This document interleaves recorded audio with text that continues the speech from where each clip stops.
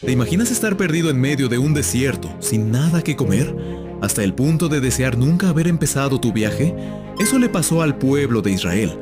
Después de salir de Egipto, se encontraron en el desierto de Sin y el hambre los invadió.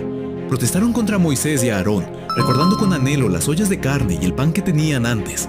Sentían que los habían llevado a ese lugar solo para perecer.